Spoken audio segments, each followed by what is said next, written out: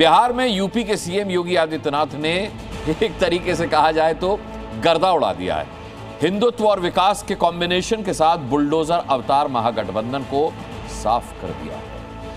आपको बता दें कि महज 10 दिनों में योगी ने बिहार में जिन रैलियों का रेला लगा दिया था, उनका रिजल्ट जो है वो बताता है कि योगी ने जो 31 सभाएं की, उनमें उनका स्ट्राइक रेट 95% के पार पहुंच गया।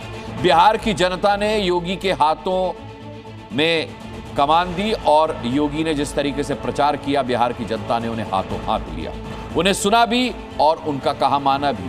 बिहार में एक बार फिर एनडीए की सरकार बनने जा रही है और योगी इस चुनावी टूर्नामेंट के man of the match. NDA की जीत की सुनामी में तिनके सा उड़ गया महागठबंधन। जीते नीतीश, योगी मैन ऑफ द सीरीज। जिन लोगों के कारण भय और दहशत के माहौल में जीने के लिए मजबूर हुए थे, उन लोगों को दोबारा बिहार में वापस आने नहीं देना है, किसी भी हालत में नहीं आने देना है। बिहार में बुलडोजर बाबा की रैलियों में उमड़ी भीड़ ने बूथ पर वोट की झड़ी लगा दी। योगी का बुलडोजर जिधर जिधर घूमा, महागठबंधन की खाट खड़ी करता गया। बुलडोजर बाबा ने बहुत खेला किया है, कर दिया है। चल गया बुलडोजर चल गया। दिल क्या यार माँ, दिल क्या यार माँ, दिल क्या यार माँ, और हम लोग उतर के चल गए, तेजस्वी गेड़ बदलते रह गए। योगी के बुलडोजर ने सबसे पहले रौंदा आरजेडी का सियासी महल। ऐसी पटखनी दी कि लालटेन की टिमटिमाहट ने भी दम तोड़ दिया, भरभरा कर गिर गई। आरजेडी के सियासी महल के बाद योगी का बुलडोजर कांग्रेस के राजनीतिक मकान की ओर मूव कर गया। यहाँ भी सब मिट्टी में मिल गया। फिर नंबर आया वीआईपी पार्टी का। सन ऑफ मल्लाह मुकेश सहनी का तो खाता तक नहीं खुला। और फिर कम्युनिस्ट पार्टी, जिसकी योगी के बुलडोजर ने चिंदी चिंदी बिखेर दी। बिहार विधानसभा चुनाव में योगी एक बार फिर से चैंपियन साबित हुए। एनडीए के इम्तिहान में डिस्टिंक्शन नंबर से पास हुए। योगी ने धुआंधार प्रचार से महागठबंधन के पांव के नीचे की जमीन इतनी गर्म कर दी कि सत्ता में वापसी के सारे सपनों का कचूमर निकल गया।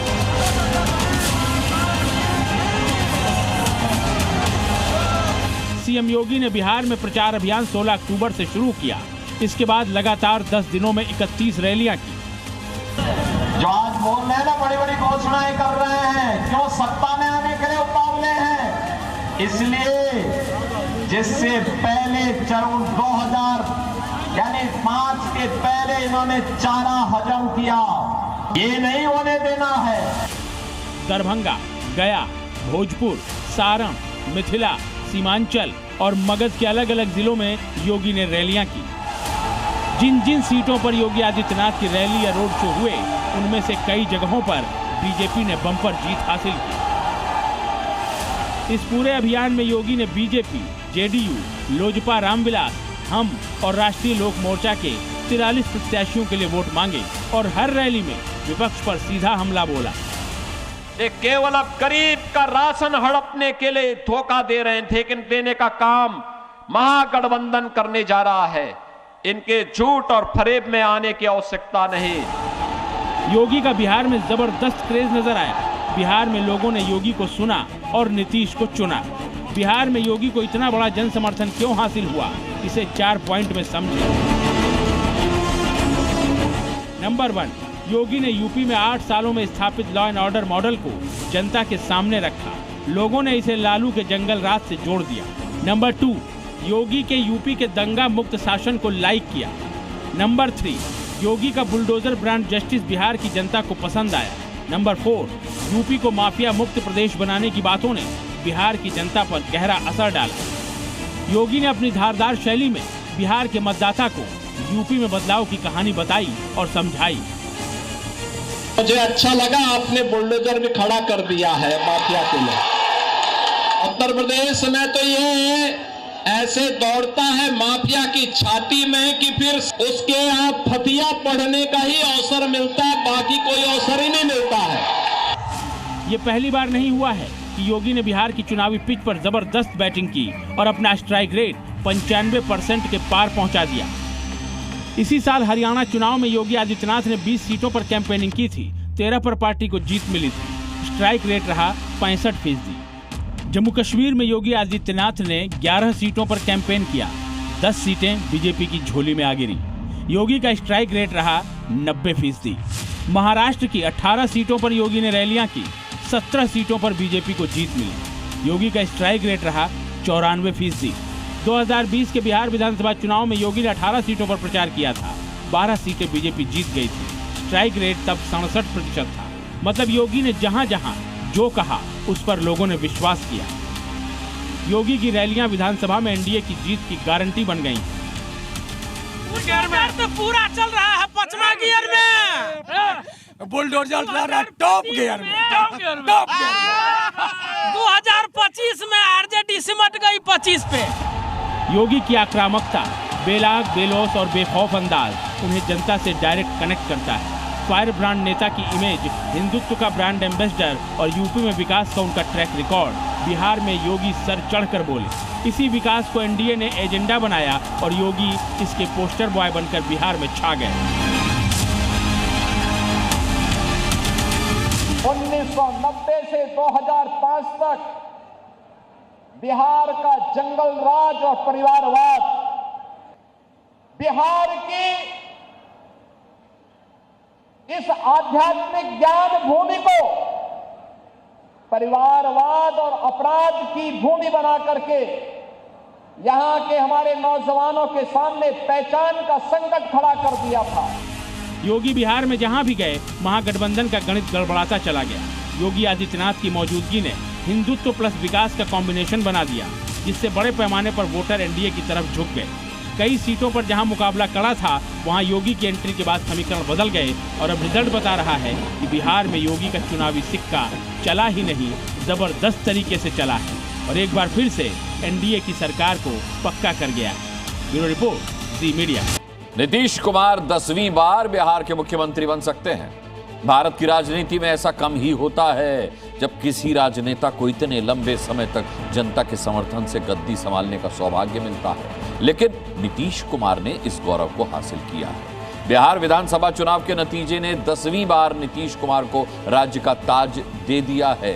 नीतीश प्रचंड बहुमत के साथ 10वीं बार राज्य का सीएम बनने को तैयार हैं, जो ये बताता है कि बिहार में नीतीश कुमार थे, नीतीश कुमार हैं और नीतीश कुमार ही रहेंगे।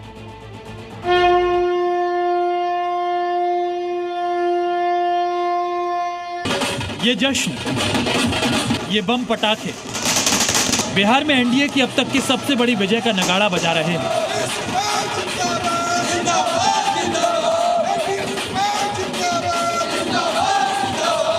विधानसभा चुनाव में बीजेपी और जेडीयू एनडीए की दोनों ही पार्टियों के नंबरों ने विपक्ष को हार का घूंट पीने को मजबूर कर दिया। खासकर नीतीश कुमार ने तो ये बता दिया कि बिहार में नीतीश थे, नीतीश हैं और नीतीश ही रहेंगे। नीतीश कुमार का मतलब नीति और सिद्धांत। नीतीश जी का अपना क्रेडिट है, वो सिर्फ किसी क्रेडिट पर नहीं, अपने काम पर चलते हैं। निश्चित रूप से पुनः एक बार मुख्यमंत्री के काम पे, नाम पे भरोसा जताया है। बिल्कुल रहेंगे, नीतीश जी कहीं नहीं जा रहे हैं। नीतीश जी बिहार चलाएंगे और तभी बिहार आगे बढ़ेगा। नीतीश जी के कमावा पे फीदा बिहार हो गई। बिहार चुनाव में जादुई नंबर छूने के बाद नीतीश कुमार ने ये साफ कर दिया कि टाइगर अभी जिंदा है और बिहार में एनडीए की राजनीति का केंद्र अभी भी वही है। चुनाव से पहले नीतीश की सेहत और नेतृत्व पर महागठबंधन की तरफ से कई सवाल उठे, लेकिन इसके बावजूद वो जनता की पसंद बने रहने में कामयाब रहे।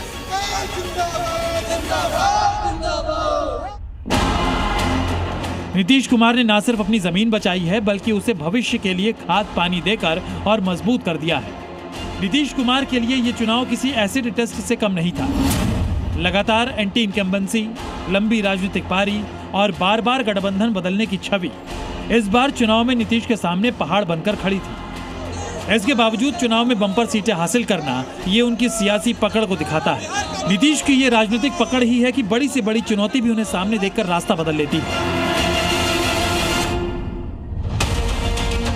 बिहार चुनाव में नीतीश के कमबैक के कई कारण माने जा रहे हैं, जिनमें एक कारण है नीतीश बने डबल इंजन के सबसे अनुभवी पायलट, जबकि बीते 1 साल से विरोधी उन्हें थका हुआ नेता करार दे रहे हैं। अब वो होश में नहीं है, उनके केवल चेहरे को आगे करके जो है सरकार जो है चलाया जा रहा है, ये सच्चाई है। नीतीश जी अस्वस्थ हो चुके हैं क्योंकि कोई भी फैसला नीतीश जी नहीं ले रहे हैं। इसके बावजूद नीतीश की सबसे बड़ी जीत यही रही कि उन्होंने एनडीए का नेतृत्व अपने पास बनाए रखा। नतीजा ये हुआ कि बिहार में जनादेश की बहार में नीतीश कुमार पर जनता ने एक बार फिर एतबार जताया। नीतीश की जीत का दूसरा सबसे बड़ा कारण है दलित अति पिछड़ा समीकरण पर पकड़। नीतीश की छवि अब भी एक ऐसे नेता की है जो सामाजिक न्याय के लिए काम करता है। यही वजह रही कि चुनाव में उनका वोट बैंक मजबूती से एनडीए के साथ खड़ा रहा, जिससे पता चलता है कि जमीनी स्तर पर उनकी सुशासन बाबू की छवि अब भी बरकरार है। जनसुराज पार्टी के संयोजक प्रशांत किशोर ने नीतीश की पार्टी को डूबती नाव बताया था। अब नीतीश कुमार ना वो दल चला रहे हैं ना वो दल चला सकते हैं। सरकार अफसर चला रहे हैं और जनता दल यूनाइटेड 4-5 ऐसे ठेकेदार चला रहे हैं ना जिनका राजनीतिक अनुभव है और ना उनको कोई राजनीति से उनका सरोकार है। नतीजे सामने आए तो 101 सीटों पर चुनाव लड़ने वाली जेडीयू ने 80+ सीटें जीतकर अच्छों की बोलती बंद कर दी। आपकी स्क्रीन पर ये जनसुराज पार्टी के संयोजक प्रशांत किशोर के शेखपुरा हाउस का मंजर है, जहां सन्नाटा पसरा हुआ है, और दूसरी तरफ देखिए नीतीश समर्थक उनके पोस्टर को लड्डू खिलाते नजर आ रहे हैं। नीतीश कुमार की अब तक की छवि साफ सुथरी रही है, उन पर व्यक्तिगत भ्रष्टाचार का कोई आरोप नहीं लगा है। नीतीश कुमार ने अपने परिवार से किसी को भी राजनीति में आगे नहीं बढ़ाया। उनकी यही रणनीति उन्हें आरजेडी पर हमला करने का नैतिक आधार देती है। नीतीश की लोकप्रियता महिला मतदाताओं में बहुत व्यापक है, क्योंकि उनकी सरकार ने ही स्कूली लड़कियों को मुफ्त में साइकिल दी और महिलाओं को एक सुरक्षित कानून व्यवस्था वाला माहौल दिया। इसलिए तमाम राजनीतिक दांव पेचों के बीच भी नीतीश कुमार 10वीं बार मुख्यमंत्री पद की शपथ ले सकते हैं। ये अपने आप में एक रिकॉर्ड होगा। 1970 के दशक में शुरू हुए समाजवादी आंदोलन से पैदा हुए नेताओं में केवल नीतीश ही हैं जो आज भी सत्ता पर काबिज हैं। बाकी के नेता अपने गलत फैसलों और परिवारवादी राजनीति के कारण हाशिए पर जा चुके हैं। नीतीश कुमार ने फिर से ये साबित कर दिया है कि वो अपनी कमजोर कड़ियों को दुरुस्त कर बाजी पलटना जानते हैं। उनके बिना बिहार की वर्तमान राजनीति की कल्पना करना भी अतिशयोक्ति होगी। उनके आगे न तेजस्वी का प्रण काम आया, न ही प्रशांत किशोर की जनसुराज पार्टी असरदार साबित हुई। साफ है, बिहार में एनडीए की लैंडमार्क विक्ट्री और मुख्यमंत्री नीतीश कुमार की निरंतर बादशाहत के पीछे वो जनता है जो इस नेतृत्व पर भरोसा करती है और ये बता रही है कि बिहार में एनडीए की सुनामी चल रही है। ब्यूरो रिपोर्ट, जी मीडिया। अब देखिए, हर चुनाव की तरह इस बार भी एनडीए और महागठबंधन दोनों ने बाहुबलियों को चुनावी मैदान में उतारा था। इनमें जेडीयू के बाहुबली अनंत सिंह जेल से चुनाव जीत गए, तो सीवान की रघुनाथपुर सीट से जहां योगी ने रैली की थी, वहां से बाहुबली रहे शहाबुद्दीन के बेटे ओसामा शहाब ने जीत हासिल की है। कई सीटों पर बाहुबली खुद मैदान में तो नहीं थे, लेकिन अपने परिवार से किसी सदस्य को उन्होंने चुनाव लड़ाया। क्या हुआ वहां, देखिए। बिहार में एनडीए की बम्पर जीत ने तय कर दिया है कि लालू राज के जंगल राज के खिलाफ जनता ने फिर नीतीश कुमार को गद्दी सौंपी है। नीतीश कुमार के राज में अपराध की घटना, चाहे व्यापारी की हत्या हो या दुलारचंद यादव की हत्या, महागठबंधन के नीतीश कुमार सरकार पर जंगल राज का टैग चिपकाने को जनता ने सिरे से खारिज कर दिया है। लेकिन यहाँ चर्चा उन बाहुबलियों की जिन्होंने अब की बार भी चुनाव को प्रभावित किया। सबसे पहले ये तस्वीर देखिए, मोकामा की है। भोज हुआ, मिठाइयां बटी, जश्न का सिलसिला रिजल्ट के ऐलान के पहले ही शुरू हो गया था। मोकामा सीट से बाहुबली नेता और जेडीयू उम्मीदवार अनंत सिंह और बाहुबली सूरजभान सिंह की पत्नी वीणा देवी के बीच मुकाबला था। अनंत सिंह ने बाजी मार ली। बाहुबली की दूसरी सबसे हॉट सीट थी सीवान के रघुनाथपुर की, जहां सीएम योगी आदित्यनाथ ने भी रैली की, लेकिन नतीजा एनडीए के पक्ष में नहीं आया। रघुनाथपुर सीट से आरजेडी के टिकट पर बाहुबली रहे शहाबुद्दीन के बेटे ओसामा शहाब जेडीयू के विकास कुमार सिंह उर्फ जीशु सिंह के खिलाफ मुकाबले में थे। बाजी ओसामा शहाब के हाथ से रही। सीएम योगी एक और बाहुबली की सीट पर कैंपेन करने पहुंचे थे और वहां बाजी बीजेपी ने अब की बार पलट दी। दानापुर सीट पर आरजेडी के टिकट पर बाहुबली रीतलाल यादव और बीजेपी के रामकृपाल यादव के बीच मुकाबला था। फाइट अच्छी थी। शुरुआती रुझान में तो रामकृपाल यादव पीछे भी हुए, लेकिन आखिरकार दानापुर की जनता ने बाहुबली रीतलाल यादव को विधानसभा पहुंचाने से इनकार कर दिया। नबीनगर बाहुबली पूर्व सांसद आनंद मोहन के बेटे चेतन आनंद आरजेडी से चुनाव लड़ा। सामने जेडीयू से आमोद चंद्रवंशी मैदान में थे। बिहार विधानसभा चुनाव में 1 दर्जन से भी ज्यादा सीटों पर बाहुबली नेता खुद मैदान में थे या फिर अपने परिवार से किसी को चुनाव लड़वाया। एनडीए हो या फिर महागठबंधन, दोनों ने बाहुबलियों पर दाव लगाया। ब्रह्मपुर सीट से एलजेपी से बाहुबली हुलास पांडे और आरजेडी से शंभू यादव मैदान में थे। बाहुबलियों की कई सीटों पर क्लोज फाइट हुई। एनडीए और महागठबंधन के उम्मीदवार दोनों को जनता ने वोट दिया। लालगंज से बाहुबली मुन्ना शुक्ला की बेटी शिवानी शुक्ला आरजेडी से चुनाव लड़ रही थी, जबकि उनका सामना बीजेपी के संजय कुमार सिंह से था। संजय कुमार सिंह ने जीत का झंडा बुलंद किया। इसी तरह कुचायकोट सीट से जेडीयू के बाहुबली नेता अमरेंद्र पांडे और पप्पू पांडे की टक्कर महागठबंधन से कांग्रेस के दुबई के कारोबारी हरिनारायण सिंह कुशवाहा से थी। अमरेंद्र पांडे ने जीत हासिल की। बिहार में बाहुबली नेता चुनाव में अपना दबदबा रखते हैं। यही वजह है कि सियासी पार्टी कोई भी हो, बाहुबलियों को टिकट देने से कतराती नहीं। वारासलीगंज सीट से आरजेडी के टिकट पर अनीता देवी और बीजेपी के टिकट पर अरुणा देवी मैदान में थी। अनीता देवी बाहुबली अशोक महतो की पत्नी है, जबकि अरुणा देवी बाहुबली अखिलेश सिंह की पत्नी है। अब की बार चुनाव में ना तो एनडीए ने ना ही महागठबंधन ने बाहुबली उम्मीदवारों से किनारा किया। टिकटों का बंटवारा जिताऊ उम्मीदवार को देखकर दिया गया। एकमा सीट से जेडीयू के टिकट पर बाहुबली मनोरंजन सिंह उर्फ धूमल सिंह और आरजेडी के श्रीकांत यादव के बीच कांटे का मुकाबला था, लेकिन जीत मनोरंजन सिंह उर्फ धूमल सिंह के हाथ लगी। बिहार की राजनीति में बाहुबलियों के नाम भले ही पुराने पड़ रहे हो, लेकिन उनका जलवा अभी भी कायम है। बिहार के कुछ क्षेत्रों में जनता ने कई बाहुबलियों को सिरे से नकार दिया, तो कहीं पारिवारिक विरासत और सामाजिक समीकरणों ने बाहुबलियों के पक्ष में बाजी पलट दी। बिहार विधानसभा चुनाव 2025 के चुनाव ने एक बार फिर ये साबित कर दिया है कि बिहार की राजनीति में बाहुबली फैक्टर आज भी उसी रसूख और ठसक के साथ मौजूद है जैसे पहले था। ब्यूरो रिपोर्ट, जी मीडिया। अब आपको एक बेहद दिलचस्प बात बताता हूं। बिहार चुनाव के नतीजों ने साफ कर दिया है कि राज्य में एनडीए का जयगान हो रहा है। ठीक है, बिहार की जनता की पहली और आखिरी पसंद केवल एनडीए है, ये भी ठीक है। महागठबंधन का वहां जनता ने सुपड़ा साफ कर दिया है, ये भी सत्य है। लेकिन सबसे अहम बात यह है कि एनडीए की इस बम्पर जीत में बिहार की मुस्लिम आबादी का बहुत अहम योगदान है। मिथिलांचल से लेकर सीमांचल तक मुसलमान वोटर्स ने एनडीए को भरपूर वोट दिया है। यही कारण है कि महागठबंधन का गढ़ कहे जाने वाले सीमांचल की ज्यादातर सीटों पर आज भगवा लहरा रहा है। ये तेजस्वी नमी फैल 2% वाला को लेके घूम रहे हैं, 18% झाड़ बजावेगा। नीतीश चच्चा बाकी सब बच्चा।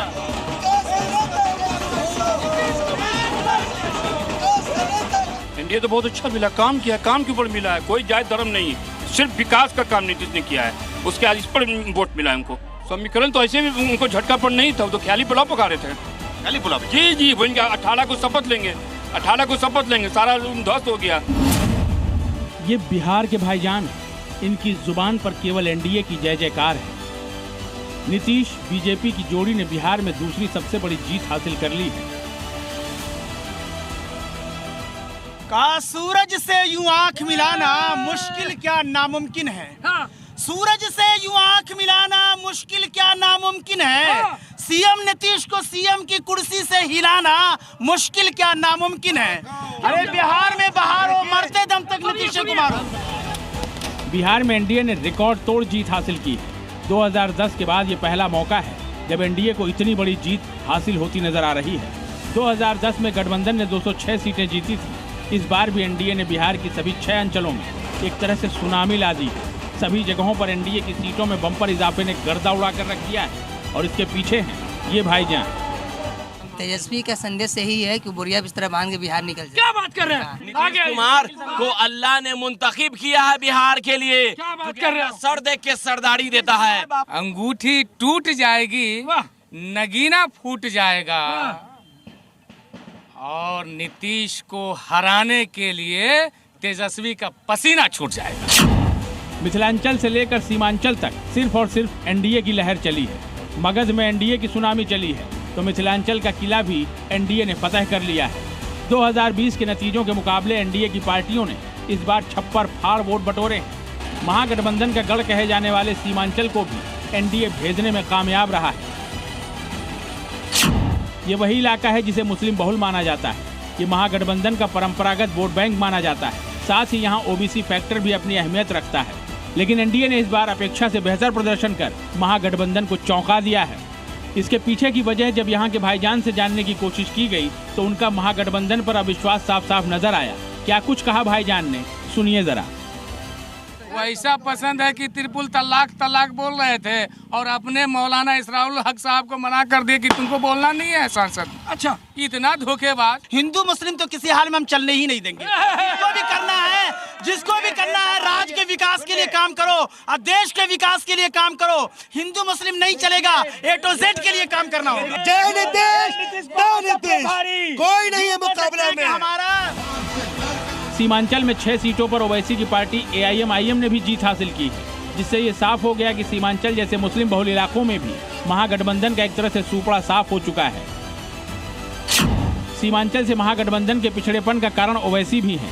जिस तरह से इस चुनाव में तेजस्वी ने ओवैसी की पार्टी को तवज्जो नहीं दी, AIM-IM को गठबंधन में शामिल नहीं किया, तो इसका खामियाजा उन्हें कई सीटों पर भुगतना पड़ा है। आरजेडी बीजेपी को नहीं रोक पाएगी। आप मेरे स्पीचेस उठाकर देख लीजिए, मैंने ये बात कही थी। तो अब ये उनको सोचना है कि क्यों वो लोग बीजेपी को नहीं रोक पा रहे। कब तक आप SIR EVM के ऊपर बकवास बात करेंगे? छोड़िए इसको, आप देखिए आपकी कमजोरी कहां है। सीमांचल की तरह मिथिलांचल में भी एनडीए ने बड़ा खेल कर दिया है। दरभंगा शहरी सीट से बीजेपी के संजय सरावगी ने जीत हासिल कर ली है, जबकि कई मुस्लिम वोटर्स के दबदबे वाली सीटों पर बीजेपी बढ़त बनाए हुए है। इसके पीछे बीजेपी की बदली हुई रणनीति ही मानी जा रही है। एनडीए ने भी इस बार मुस्लिम वोटर को साधने के लिए 4 मुस्लिम उम्मीदवारों को टिकट दिया, जिसका नतीजा सबके सामने है।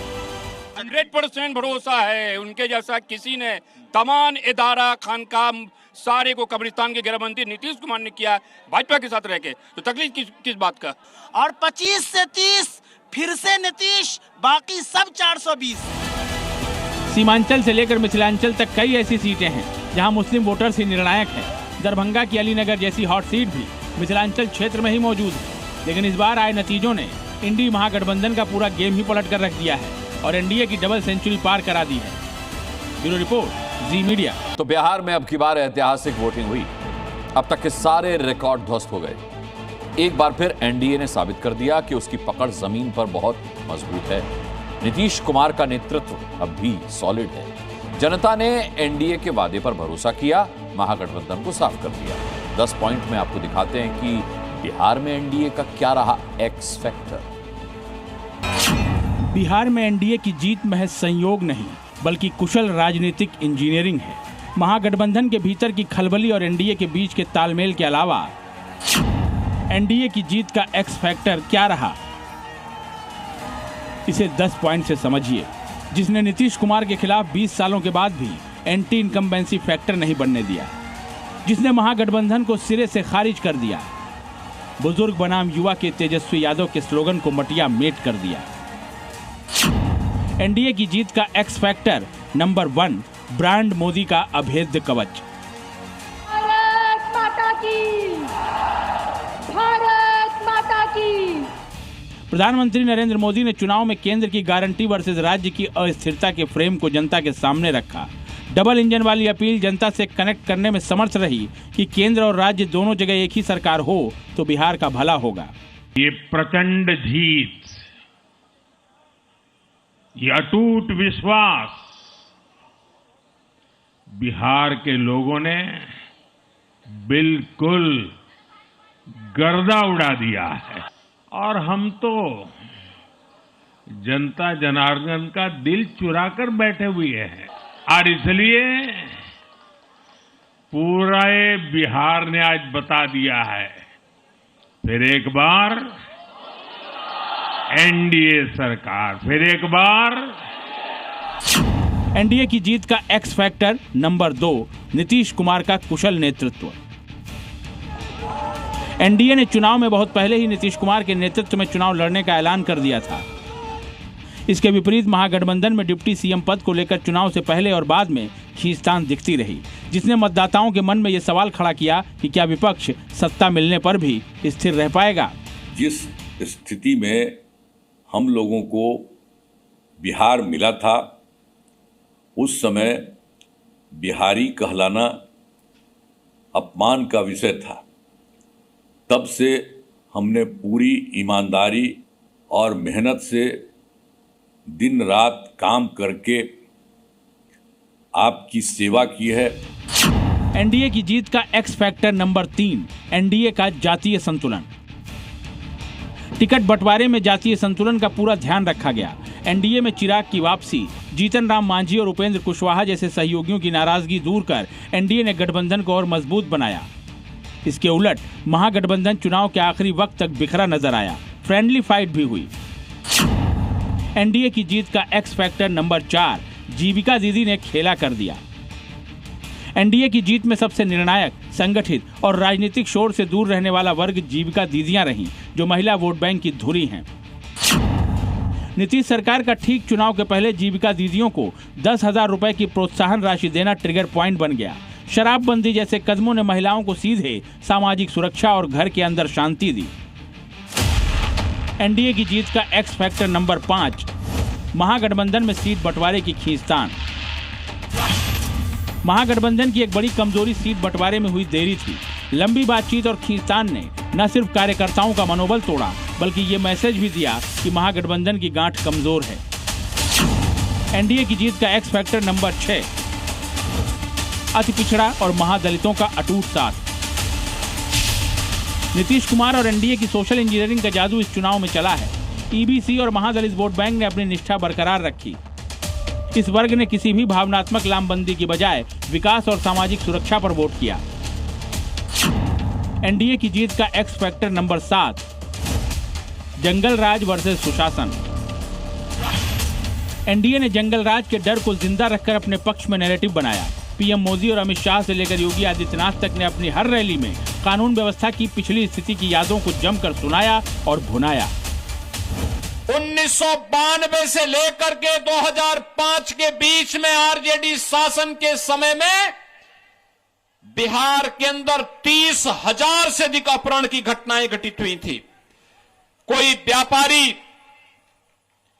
कोई जमींदार, कोई उद्यमी, कोई डॉक्टर, कोई इंजीनियर बिहार के अंदर सुरक्षित नहीं था। एनडीए की जीत का एक्स फैक्टर नंबर 8, बिहार का नया वोटिंग पैटर्न। बिहार में इस बार बम्पर वोटिंग हुई तो सियासी पंडित तमाम अनुमान लगाने लगे कि क्या बदलाव होगा, लेकिन नतीजों ने साफ कर दिया कि इस बार बिहार के मतदाताओं का बिहेवियर बदला है। बुनियादी सुविधाओं जैसे बिजली, सड़क, पानी ही असली मुद्दा है। एनडीए की जीत का एक्स फैक्टर नंबर 9, लाभार्थियों को सीधा फायदा। केंद्र और राज्य की योजनाओं का फायदा ले रहे विशाल वर्ग ने अपने हितों की रक्षा के लिए उसी गठबंधन को चुना जिसने उन्हें ये लाभ दिए।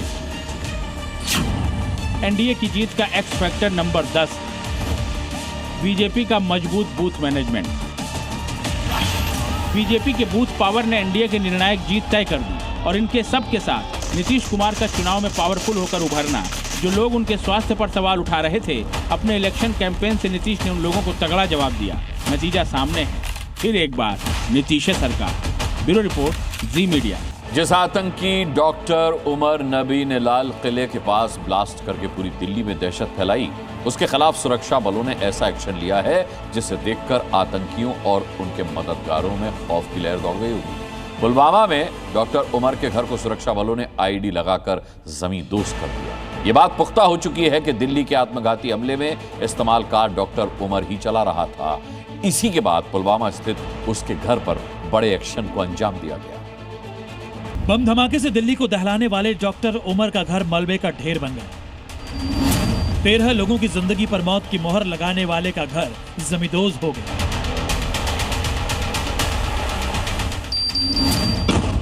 दिल्ली में धमाका करने वाले आतंकी डॉक्टर के घर धमाका हो गया। मलबे का ढेर बन चुका ये घर उसी आतंकी डॉक्टर उमर का है जिसने 10 नवंबर को बम ब्लास्ट कर दिल्ली को दहलाया था। विस्फोटक से लदी कार चलाने वाले मुख्य आरोपी डॉक्टर उमर के पुलवामा स्थित घर को सुरक्षा बलों ने बम से उड़ा दिया है। बीती रात यहाँ उसका मकान जो है पुलवामा कॉइल में, उसको मलबे में तब्दील कर दिया गया है। बताया जा रहा है जो यहाँ पर पड़ोसी हैं कि रात को यहाँ पर सिक्योरिटी फोर्सेस आए और उन्होंने पूरे मोहल्ले को पहले खाली कराया और उसके बाद घरों में जो गैस सिलेंडर्स थे या विस्फोट होने की जो सामग्री थी उसको बाहर निकलवाया और उसके बाद 3 आईडी ब्लास्ट करके इस मकान को जो है बिल्कुल ख़त्म कर दिया गया, ग्राउंड पे लाया गया। एक आईडी ब्लास्ट 12:30 बजे पहला हुआ, फिर 1:30 बजे और फिर 2:30 बजे। आतंकवाद के खिलाफ देश भर में ताबड़तोड़ एक्शन हो रहा है। ऐसा एक्शन कि आतंकी अब हिंदुस्तान को दहलाने से पहले 100 दफा सोचे। इसी के तहत सुरक्षा बलों ने पुलवामा के कोइल गांव में आतंकी डॉक्टर उमर के घर को आईडी ब्लास्ट कर उड़ा दी। उमर का घर उड़ाने की कार्रवाई रात 11 बजे से 3 बजे के बीच की गई। सुरक्षा बलों ने घर को गिराने के लिए इम्प्रोवाइज्ड एक्सप्लोसिव डिवाइस के 3 शक्तिशाली और नियंत्रित विस्फोट किए। पहला विस्फोट 12:30 बजे किया गया, उसके बाद 1:30 बजे दूसरा विस्फोट हुआ और 2:30 बजे तीसरा विस्फोट किया गया।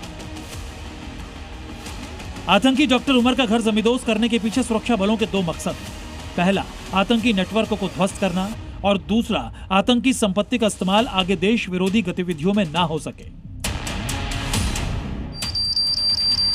दिल्ली में लाल किला के पास विस्फोट स्थल से जुटाए गए डीएनए के नमूने डॉक्टर उमर की मां के नमूनों से मेल खाने के बाद यह साबित हो गया कि विस्फोटकों से लदी कार उमर ही चला रहा था। इसी के बाद सुरक्षा बलों ने उमर का घर ब्लास्ट कर उड़ाने का फैसला किया। पहली बड़ी एक्शन है क्योंकि कल ही जो है डीएनए मैच हुआ था इसके परिवार का और जो डॉक्टर उमर नबी है उसके जो चिथड़े थे वो उसके साथ, तो उसके बाद ये पहला एक्शन है। और अब हो सकता है कि आने वाले दिनों में और जो नाम सामने आए हैं उनके साथ भी इस तरह का एक्शन देखने को मिलेगा। सूत्रों के मुताबिक डॉक्टर उमर 2 हैंडलर्स के संपर्क में था। हैंडलर्स के नाम डॉक्टर उकासा और डॉक्टर आरिफ निसार बताए जा रहे हैं। एजेंसीज को लगता है कि आरिफ निसार पाकिस्तान का हैंडलर है जबकि उकासा टर्की का हैंडलर है। ये लोग session app, Telegram, signal app और अन्य ऐप के जरिए बात करते थे। जांच में सामने आया कि डॉक्टर उमर ब्लास्ट की तैयारी लंबे समय से कर रहा था। उसका ग्रुप पिछले 2 सालों से इस हमले की योजना तैयार कर रहा था। इन खुलासों के बाद सुरक्षा बलों ने डॉक्टर उमर के घर ऑपरेशन विस्फोट चलाया। पहलगाम हमला जब हुआ था उसके बाद भी हमने इस तरह की कार्रवाई देखी थी। जब कुछ नाम सामने आए थे तो करीबन 10 मकान जो है इसी तरह से उनको या तो बिल्डोज किया गया था या फिर उन्हें जो है आईडी के ज़रिए ब्लास्ट किया गया था। तो दिल्ली में जो हमला हुआ या फिर जो इंटर स्टेट मॉड्यूल बस्ट हुआ उसमें जिसके भी नाम आए हैं उनके खिलाफ क्या आगे ऐसी ही कार्रवाई होगी, ये देखना होगा। सूत्रों के मुताबिक जम्मू कश्मीर प्रशासन की निगरानी में स्थानीय पुलिस और सुरक्षा बलों ने उमर का घर जमींदोज करने की कार्रवाई की। घर को गिराने की कार्रवाई आतंक निरोधक कानूनों के तहत की गई है, जिसके तहत आतंकवाद में शामिल व्यक्तियों की संपत्ति को जब्त या ध्वस्त किया जा सकता है। श्रीनगर से खालिद हुसैन के साथ ब्यूरो रिपोर्ट, जी मीडिया।